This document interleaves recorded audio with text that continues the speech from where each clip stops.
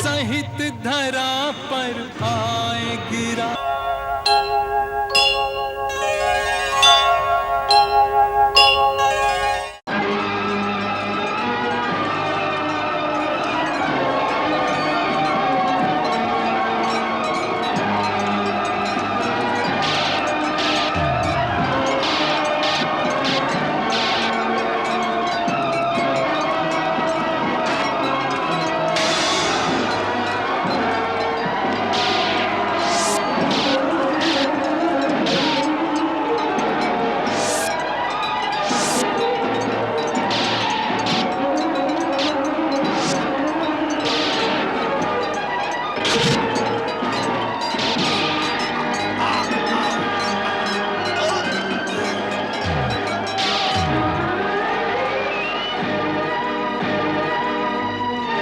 जय श्री राम।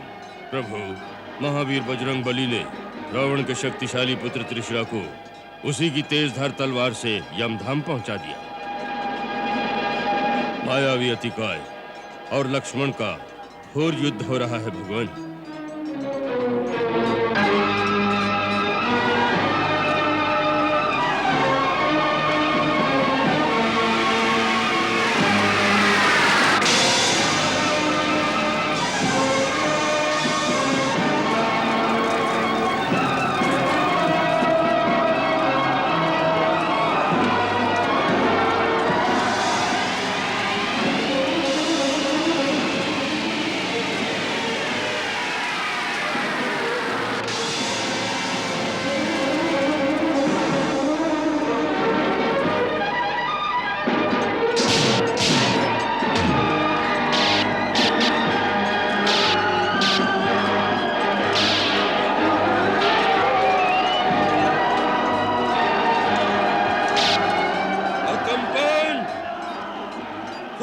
दंडक वन से तू प्राण बचाकर भाग आया था।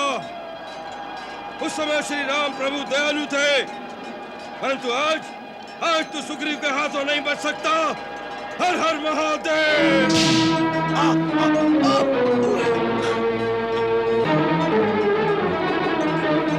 हर हर महादेव। प्रभु, महाराज सुग्रीव ने लंका के सेनापति अकंपन को गदा के एक ही प्रहार से रणभूमि में सदा के लिए सुला दिया है।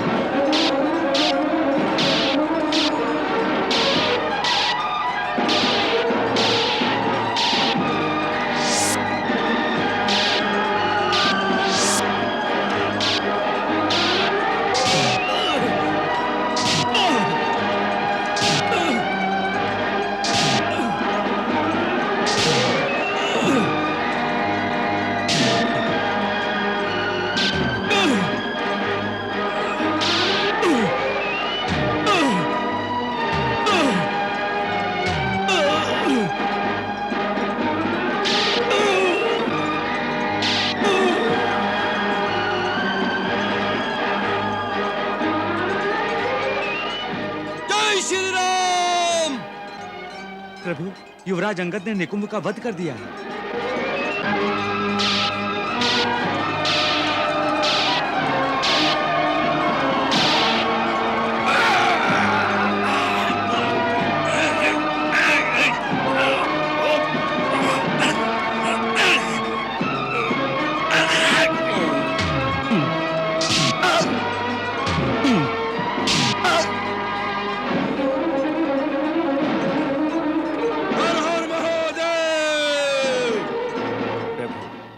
महाराज सुग्रीव ने महाबली कुंभ को धराशायी कर दिया है।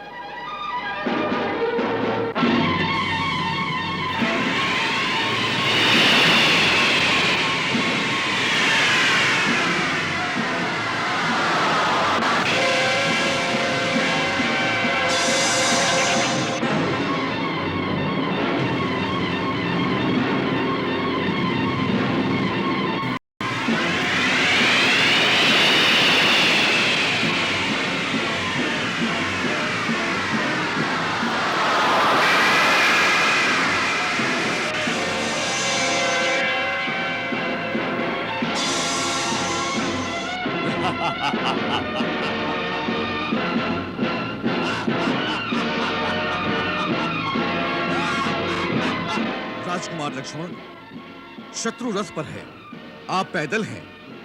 ये बराबरी का युद्ध नहीं। आप मेरे कंधे पर बैठकर युद्ध करें।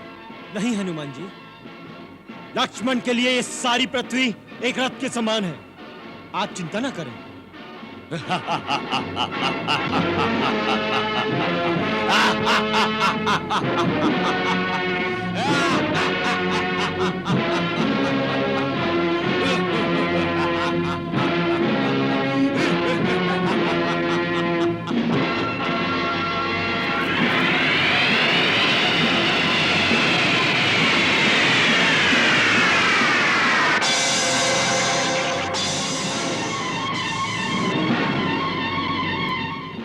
अब तो आपको मेरी प्रार्थना स्वीकार करनी पड़ेगी। मेरे कंधे पर बैठ जाइए, मैं आपको आकाश में ले जाऊंगा।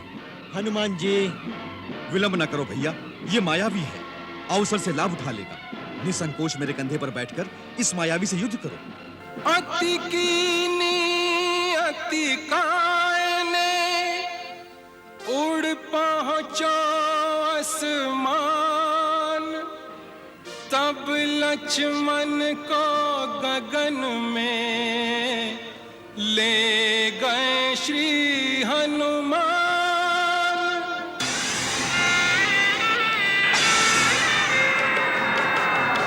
लक्ष्मण के तीर पे तीर चले, नहीं हो तो प्रभाव प्रहारन को, नहीं हो तो प्रभाव प्रहारन को।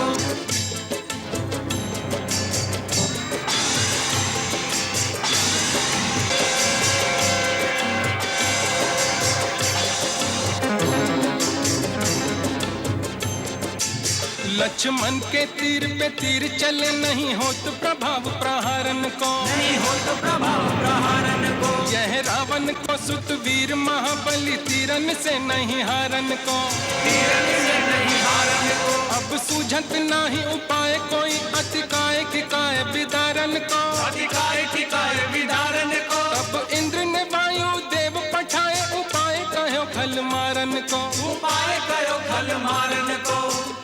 तब इंद्र ने वायु देव पठाए, उपाय कहो खल मार। प्रणाम पिताजी, दीर्घजीवी भव। सौमित्र, ब्रह्मा जी से प्राप्त दिव्य कवच अतिकाय की सुरक्षा कर रहा है। तुम्हारे शक्ति बाणों से इस कवच का भेदन नहीं हो सकता। अतः तुम इस समय स्वयं ब्रह्मास्त्र का प्रयोग करो। केवल ब्रह्मास्त्र से ही महाबली अतिकाय का वध हो सकता है।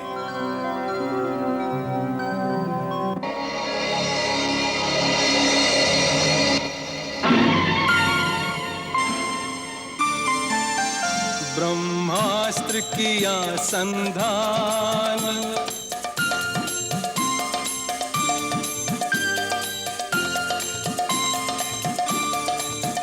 लक्ष्मण ने मारा बाण।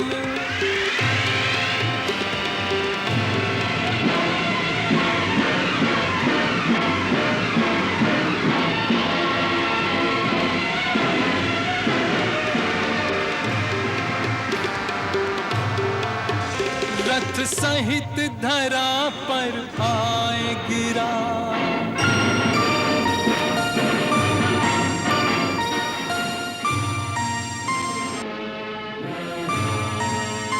अतिकाय ने तज दिए प्राण, अतिकाय ने तज दिए प्राण।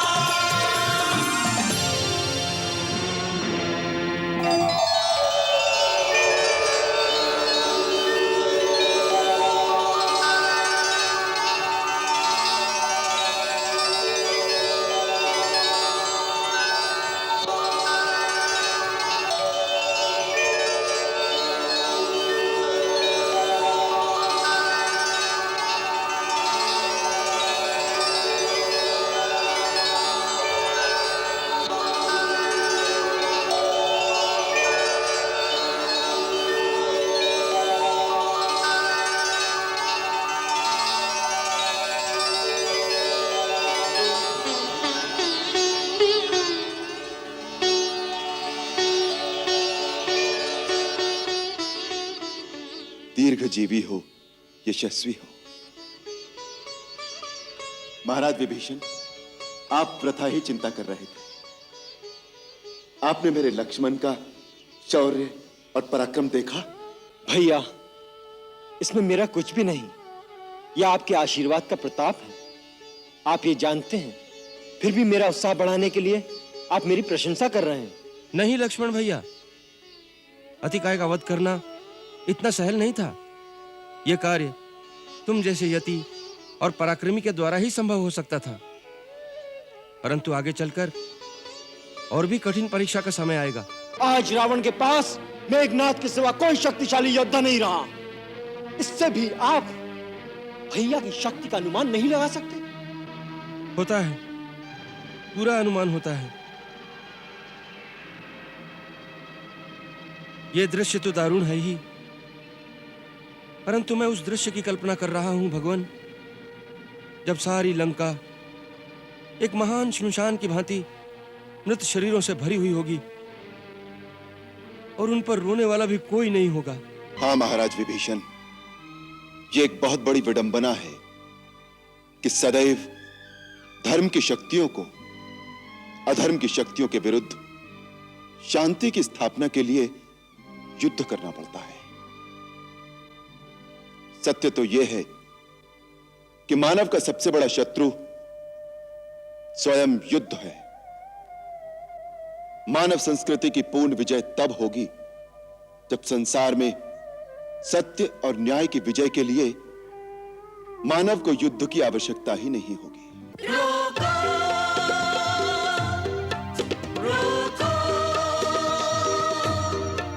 यह खेल प्राणोत्सर्ग का, घनघोर तांडव मृत्यु का, इसे रोको, कोई रोको, कोई रोको। कि इसमें कितनी आंखों के तारे गए, कितने प्राणों के प्यारे गए। व्यक्तिगत शत्रुता के लिए कितने निर्दोष मारे गए। कैसे अब इनकी अंत्येष्टि हो, कौन ले जाए शमशान तक।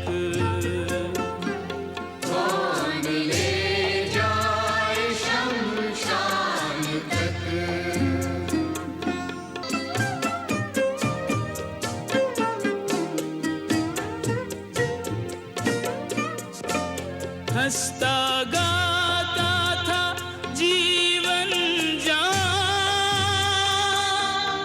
मृत्यु ही मृत्यु बस छा गई। भूख रणभूमि की ना मिटी, ये नगर के नगर खा गई।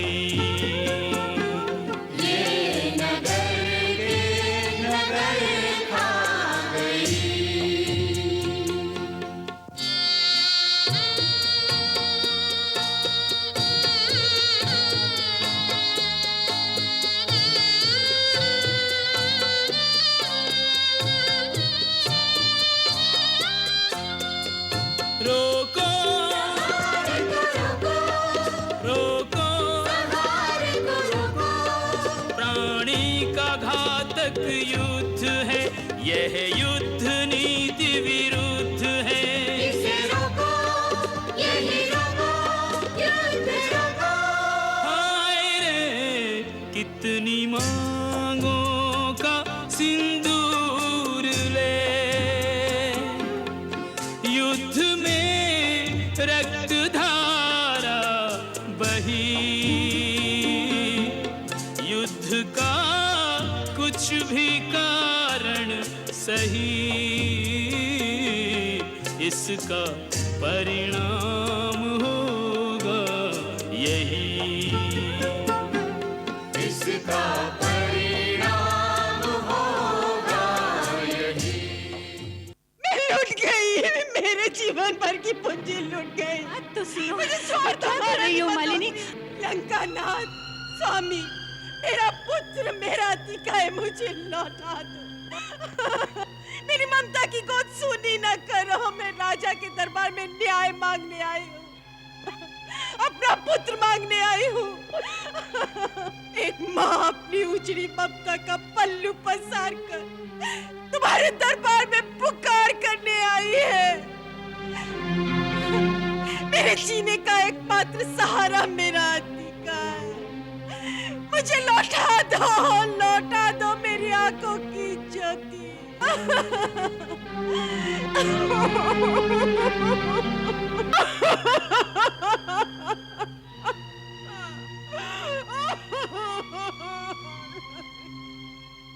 रानी, धन्य मालिनी, धीरज से काम लो। अतिकाय हमारा भी पुत्र था। आप यदि ऐसा समझते हैं तो उसे अपनी काम वासना की वेदी पर बलि न चढ़ा देते। मालिनी! हाँ महाराज, अपनी वासना के मद में शायद आपको इतना भी भान नहीं रहा कि एक एक करके आपने अपने समस्त पुत्रों की आहुति दे दी, अपनी सम्रानियों की कोख सूनी कर दी, इसलिए कि आपको सीता मिल जाए। आपका नाम इतिहास में सुनहरे अक्षरों में लिखा जाएगा कि हुआ था एक त्रिलोक विजय परम प्रतापी असुराधिपति रावण, जिसने अपनी परनारी लोलुपता, अपनी प्रेम पिपासा की ज्वाला में अक्षय कुमार जैसे नौनिहाल, प्रहस जैसे आज्ञाकारी पुत्र, देवांतक, नरांतक जैसे लाल और मेरे अतिकाय जैसे अतुलित बलशाली सपूत की आहुति चढ़ा दी। मालिनी! मैं पूछती हूँ कि जिस सीता की लालसा में ये सब कुछ कर रहे हैं, अब यदि वो सीता आपको मिल भी जाए तो क्या? हमारे पुत्रों के मृत शरीर पर पग धरती यदि वो राजमहलों में प्रवेश करेगी तो कौन उसका आदर करेगा? और आप भी अपनी प्रजा को क्या मुंह दिखाएंगे महाराज? अपने भाइयों, अपने पुत्रों, अपने कुल के समस्त योद्धाओं के घातक कहलाएंगे आप। धन्य मालिनी! महारानी मंदोदरी, धन्य मालिनी को ले जाओ यहाँ से। हाँ महारानी मंदोदरी, चलो चलो चले यहाँ से। अभी लंका के राजभवन पूरी तरह शमशान नहीं हुए हैं। एक दीपक अभी टिमटिमा रहा है। लंकेश के महलों के दीवे में बाती जगाने वाला एक कुल दीपक तो अभी बाकी है महारानी मंदोदरी। पुलस कुल को पानी देने वाला तुम्हारा पुत्र मेघनाथ तो अभी तक जीवित है महारानी मंदोदरी। परम प्रतापी महाराज रावण, आपका ये महायज्ञ मेघनाथ की बलि चढ़ाए बिना कैसे पूरा होगा? असंभव, असंभव। मेघनाथ की बलि दे सके ऐसा वीर संसार में जन्मा नहीं है मातेश्वरी।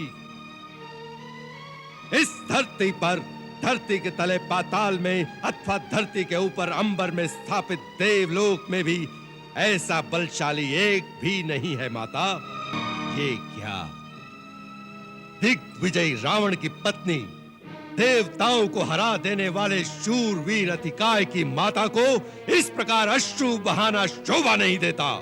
माँ का हृदय माँ का हृदय होता है, भले ही वो किसी शूरवीर की माँ हो। माँ का हृदय अवश्य रोएगा। तुम पुरुष लोग इतना अत्याचार मत करो कि माँ का रोने का अधिकार भी छीन लो। जो माँ राजमहल में रहेगी उसे रोने का अधिकार नहीं दिया जा सकता, क्योंकि उसके रोने से प्रजा की हजारों स्त्रियां रोने लगती हैं। राजमहल से एक चीख उठेगी तो प्रजा से 10,000 चीखें उठेंगी। दिग्विजयी राक्षस राज रावण की पत्नी, पिता के प्रताप की आन पर अपने प्राण अर्पण कर देने वाले परम पराक्रमी अतिकाय की माता इस प्रकार के प्रलाप करेगी तो हमारे सैनिकों की स्त्रियों की मनोदशा क्या होगी? लंका की महारानी, राजरानी, राजमाता, आपकी आंखों से टपकते आंसू पूरे राज्य में उथल पुथल मचा देंगे। राजमहल का क्रंदन सारे देश में हाहाकार मचा देगा। ये बात याद रखो माता, राज परिवार का एक बहुत बड़ा उत्तरदायित्व होता है। लोग हमें हंसता देखते हैं तो हंसते हैं और हमें रोता देखते हैं तो रोते हैं। इसीलिए राजा को अपने दुख अपने सीने में ही दबाकर सदा हंसते रहना पड़ता है। राजा कभी दुखी नहीं हो सकता। इसलिए आप दोनों राजमहल में जाएं और अपने अश्रु पोंछ लें।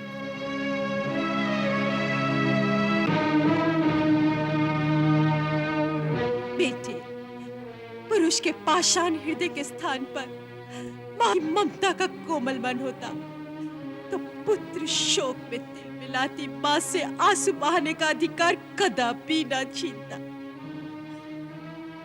याद रख, यही आंसू तुम्हारी माता की आंखों में भी होंगे। जिस दिन तुम्हारी मृत्यु का समाचार आएगा, उस दिन देखूंगी कि तुम्हारी पत्नी सुलोचना भी रोती है कि नहीं। यदि वो रोएगी तो वो भी हमें पसंद नहीं होगा। परंतु माता, ये समय रोने धोने का नहीं है। इससे महाराज को बहुत अशांति पहुंचती है।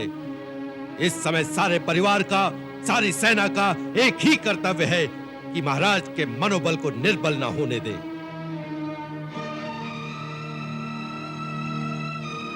युद्ध आरंभ हो चुका है। अब ये किसी व्यक्ति का प्रश्न नहीं रहा। राक्षस जाति का गौरव और इस देश के मान अपमान का प्रश्न हो गया है। सर्वदा विजय ही सच्चा कहलाता है। मातेश्वरी, छोटी मां को साथ ले जाओ और उन्हें समझाओ कि आज महाराज के साथ देने का समय है, उन्हें अशांत करने का नहीं। माता, मेघनाद वचन देता है, काका कुंभकर्ण, भैया अक्ष कुमार, भैया अतिकाय, प्रहस्त, देवांतक, नरांतक अपने एक एक भाई के बदले उनके हजार हजार योद्धाओं को मारकर हृदय की धधकती प्रतिशोध की ज्वाला ठंडी करेगा। आंसू पोंछ दो मां। इंद्रजीत को रघुवंशियों पर विजय प्राप्त करने का आशीर्वाद दो।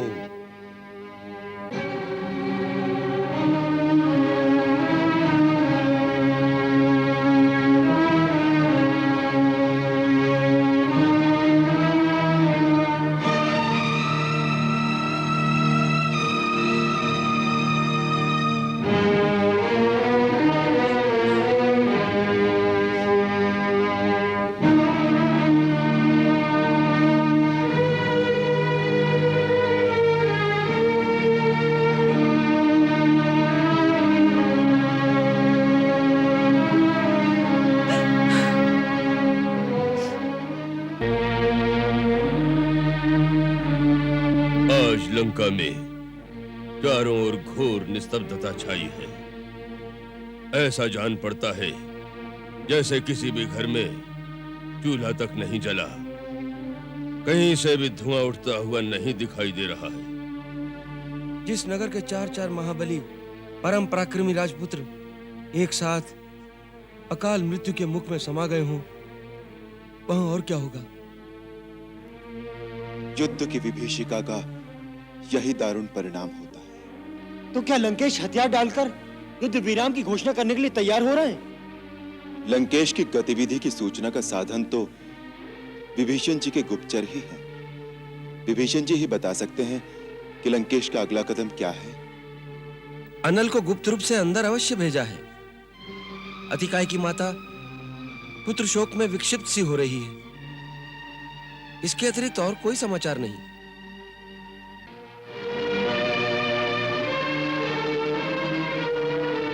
इस प्रकार गंभीर चिंतन में क्यों खो गए पिताश्री? जब से मैंने रणभूमि में जाने का निश्चय किया है, आप गहरी सोच में पड़ गए। बात क्या है महाराज? आप हमेशा मेरे रणभूमि में जाने में असमंजस में पड़ जाते हैं। ये किस कारण? पुत्र मोहवश अथवा आपको मेरे रण कौशल पर संदेह है? संदेह? तुम पर संदेह? इंद्र के वज्र को भी मामूली कंकर की तरह प्रभावहीन कर देने वाले इंद्रजीत पर संदेह? देवासुर संग्राम में अपने पिता की पराजय को अपने पराक्रम से विजय में परिवर्तन कर देने वाले पुत्र पर हम संदेह कैसे करेंगे वत्स? तो फिर अभी तक आपने मुझे कूच करने का आदेश क्यों नहीं दिया महाराज? इंद्रजीत, तुम लंका की सबसे सुदृढ़ प्राचीर हो। लंका के गढ़ की नींव तुम्हारे ही आधार पर टिकी हुई है। अंत तक तुम्हारी सुरक्षा करना आवश्यक है। आदि देव तुम्हारी रक्षा करे। यदि तुम्हें कुछ हो गया बेटे, तो लंका अनाथ हो जाएगी। अनाथ।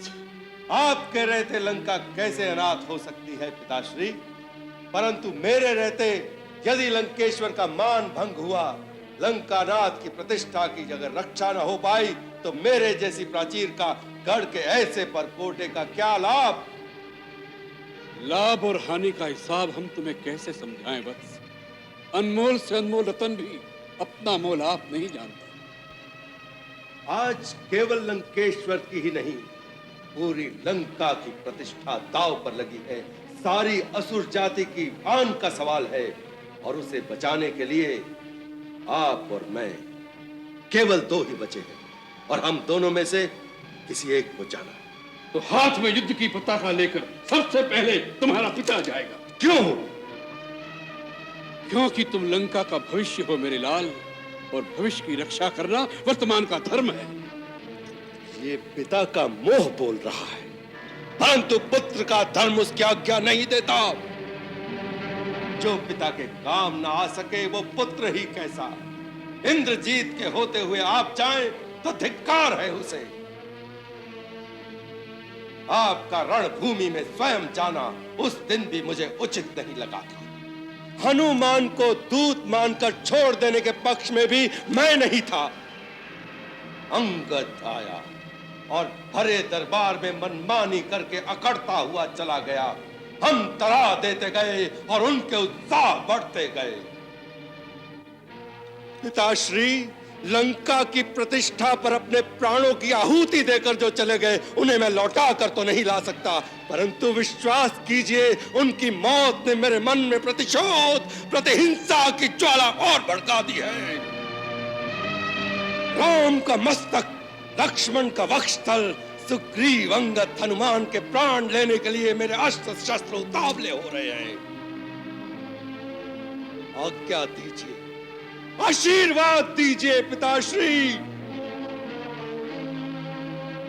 असुर नायक अपने सेनानी को प्रलय बनकर शत्रुओं का विनाश करने का आदेश दे।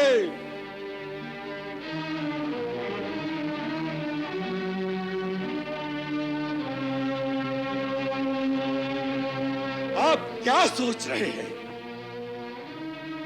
हम सोच रहे हैं इंद्रजीत कि पाताल में भैया अहिरावण ने हमें आश्वासन दिया था कि जब भी आवश्यकता होगी वो हमारी सहायता के लिए आएंगे। वह माया रचने में हम लोगों से भी आगे है। उन्हें क्यों न बुला लिया जाए? अपने पुत्र के होते हुए आप दूसरे लोग से भाई को अपनी सहायता के लिए बुलाएंगे तो इंद्रजीत लंका की प्रजा के सामने सर उठाकर कैसे चलेगा? पिताश्री, आपके मन में दुर्बलता एक छोटा सा छिद्र कर रही है, उससे सावधान रहे। जीत के लिए पूर्ण मनोबल आवश्यक है। इंद्रजीत पे विश्वास करें, मैं युद्ध का चित्र ही बदल दूंगा। आप मुझे आज्ञा और आशीर्वाद दोनों दें पिताश्री।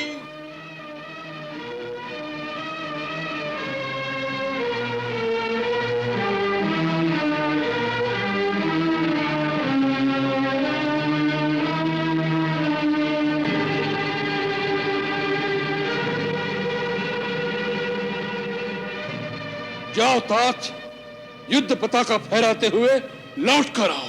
यही होगा, यही होना निश्चित है महाराज। आज सूर्यास्त से पहले उन सूर्यवंशियों का सूर्यास्त करके मेघनाथ गगन में गरजते मेघों के समान अखिल ब्रह्मांड में अपना जयनाद गुंजाता हुआ लौटेगा। अगर आज मेघनाथ के जयनाद की घोर गर्जना दशों दिशाओं में नहीं गूंजी तो वह शस्त्र उठाना छोड़ देगा। और लंका के सागर में जल समाधि ले लेगा। नहीं नहीं, तुम अवश्य विजयी होकर अपने पिता का मस्तक ऊंचा करके लौटोगे। यह विश्वास विद्युत बनकर कौंध रहा है हमारे मन में। जाओ इंद्रजीत, आज नई जीत का कीर्तिमान स्थापित करके लौटो। विजयी भव।